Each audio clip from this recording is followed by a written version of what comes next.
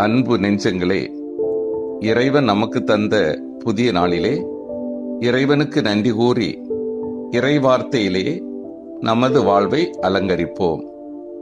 இறைவன் நம் அனைவரையும் ஆசீர்வதிப்பாராக. இன்று இறந்த நம்பிக்கையாளர் அனைவர் நினைவு நாளிலே நம்மை விட்டு பிரிந்த ஒவ்வொருவரையும் நினைத்து பார்ப்போம். குறிப்பாக நமக்காக விட்டு சென்ற தியாகச் செயல்கள், நற்செயல்கள் அனைத்திற்காகவும் நன்றி செலுத்துவோம். நம்மை விட்டு பிரிந்தவரின் சிறந்த எதிர்பார்ப்பு, கனவு நம் மத்தியில் தொடரட்டும். இன்றைய நற்செய்தி வாசக சிந்தனை. இறை தந்தையின் திருவுளத்தை உணர்ந்து வாழ்வோம். யோவான் நற்செய்தி நூல் பிரிவு 6, இறை சொற்றொடர்கள் 37 முதல் 40 முடிய.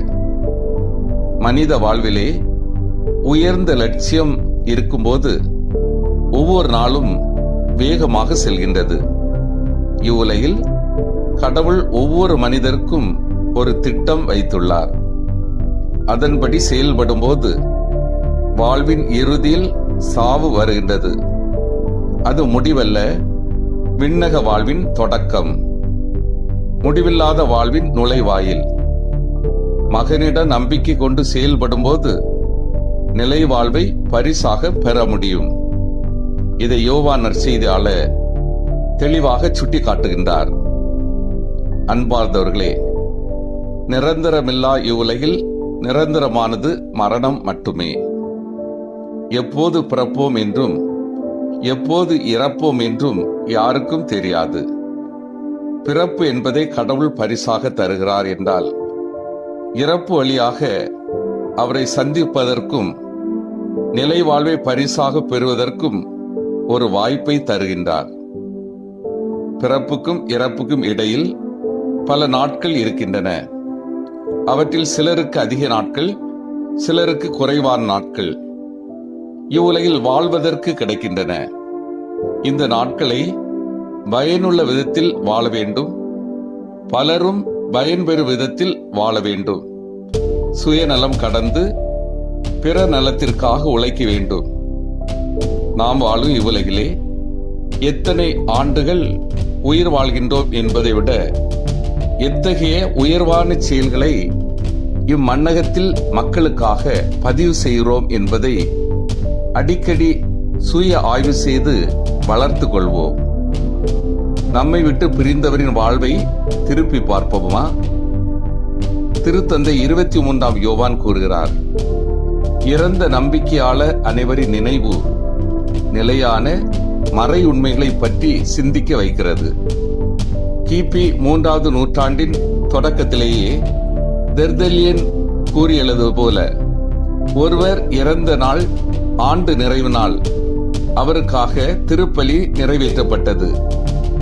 கிபி 7வது நூற்றாண்டில் ஸ்பெயின் நாட்டில் இறந்த நம்பிக்கையாளர்கள் நினைவு தூய ஆவியானவரின் திருநாளுக்கு மறுநாள் கொண்டாடப்பட்டது. கிபி 11ஆம் நூற்றாண்டில் நவம்பர் 2ஆம் நாளாக மாறியது. குளூனியை சேர்ந்த மடாதிபர் புனித ஒடிலோவின் கருத்துப்படி குளூனி துறவற சபையின் எல்லா மடங்களிலும் இறந்த நம்பிக்கையாளரின் நினைவு கூறப்படுகின்றன. இறந்தோர் நினைவு நாளை கல்லறை திருவிழா என்று அழைக்கிறோம். நமது வாழ்வு முடிவற்ற திருப்பயணம் என்பதை உலகிற்கு எடுத்து காட்டுகிறது. இயேசுவில் நம்பிக்கை கொள்வோர் என்றுமே வாழ்வர். ஒரு கவிஞன் சொன்னான், சாவே உனக்கு சாவு வந்து நேராதா என்று. இறப்பு இறைவன் இருக்கிறான் என்ற பாடத்தை கற்று தருகிறது. திரு விவிலியத்தில் 2 முக்கியமான கருத்துக்கள் தரப்படுகின்றன. ஒன்றாவது, மனிதனே நீ மண்ணாக இருக்கிறாய், திரும்பவும் நீ மண்ணுக்கே திரும்புவாய் என்ற உண்மை செய்தி தருகிறது. இரண்டாவது, என்னில் நம்பிக்கை கொள்பவர் இறப்பிலும் வாழ்வார் என்ற மகிழ்வு செய்தியும் தருகிறது. விதை மண்ணில் மடிவது இறப்பு அன்று, மாறாக பலன் கொடுப்பதற்கான புதிய வாழ்வின் பிறப்பு. கிறிஸ்தவர்கள் இறக்கும்போது வாழ்வு மாறுபடுகிறது. இறப்பு நமக்கு முடிவென்று, அது புதிய வாழ்வின் பிறப்பு. நமது வாழ்வையும் பணியையும் சுய ஆய்வு செய்வோம். வாழும்போது நான் இயேசுவை போல அடுத்தவர்கள் வாழ நன்மைகள் செய்து அவரது மதிப்பீடுகளின்படி வாழ விரும்புகின்றேனா? நான் முடிவில்லா வாழ்வில் நம்பிக்கை கொண்டிருக்கின்றேனா? இறந்து போன ஆன்மாக்கள் இறைவனின் இரக்கத்தை பெற மன்றாடுகின்றேனா? சிந்தித்து தியானித்து செயல்படுவோம். மன்றாடுவோம்.